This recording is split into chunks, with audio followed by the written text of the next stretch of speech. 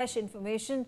We're getting to know that the Israeli Foreign Minister Gideon Saar has now said that Israel is seeking peace and normalization of ties with Lebanon ahead of the talks in Washington. He said there are no major disputes between the two countries, adding that the main issue is Hezbollah. The Foreign Minister of Israel described Hezbollah as a threat to both Israel's security and Lebanon's sovereignty. The remarks came ahead of the rare talks that are going to take place between Israel and Lebanon in the United States of America. This is the first such meeting that has taken place since 1993, which was mediated back in the day by US, now these talks are actually the ones that are going to happen later tonight Eastern time, are going to be mediated by US Secretary of State Marco Rubio, with both countries' ambassadors in attendance.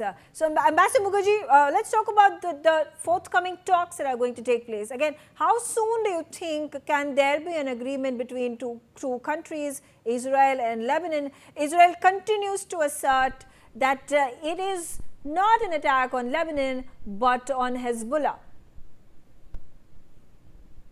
Israel is very well aware of the fact that Lebanon as a country has gone through civil war because its population is almost equally divided between Christians and Muslims, and that the peace returned, for instance, to Beirut after decades of civil war through a tenuous understanding between the two factions.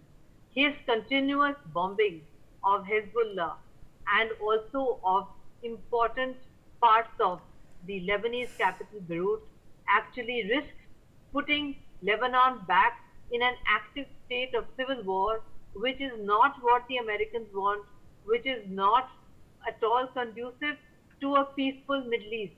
So I think the Americans will tell Netanyahu to back off, because Hezbollah is part of Lebanese domestic politics, and no Lebanese, if there is a Lebanese Christian prime minister, then there's a Lebanese Muslim president. That's how power is divided. That's how it has been able to restore peace. Okay. This kind of ceaseless bombardment of southern Lebanon is actually endangering this fragile peace and may land up in Lebanon going backwards into decades of civil war, which is probably why the Americans are having these talks.